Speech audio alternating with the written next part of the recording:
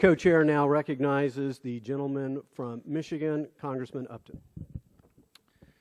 Well, thank you, Mr. Chairman. I, too, want to thank the two chairs for their leadership in the few short weeks since this panel was named.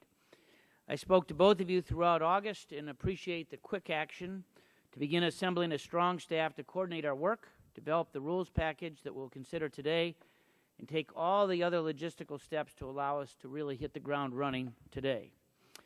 I spent virtually all last month at home in Michigan, meeting with my constituents and doing all the things that we do, forums, county fairs, etc. Michigan is a great state. It's a place where folks were drawn to as they built their own American dream. Our state produced some of the world's greatest inventions and industries, and it was an economic hub. And now it is on the front lines of an economic downturn.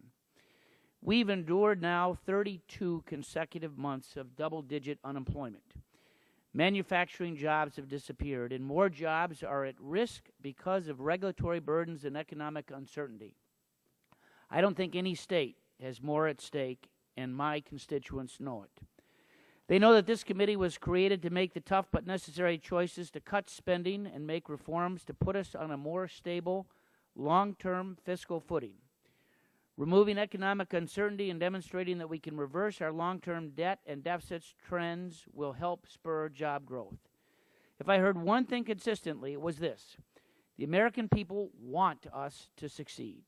They know the job of this committee and this Congress. It's not an easy one.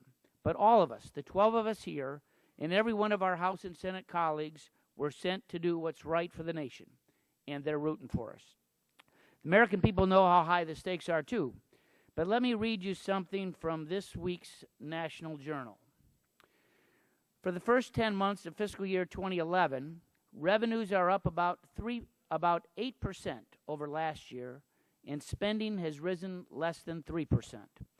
Revenue from income and payroll taxes grew, even though Congress cut payroll taxes to stoke the economy.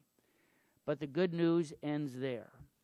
Economic growth slowed to a crawl in the first half of the year. Many analysts predict that the economy will grow less than 2% in 2012, about half as fast as many had thought previously.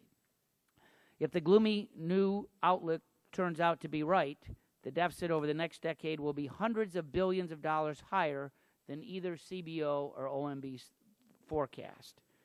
Cutting spending is essential to jumpstart our economy and prevent the kind of downturn that we're being warned about.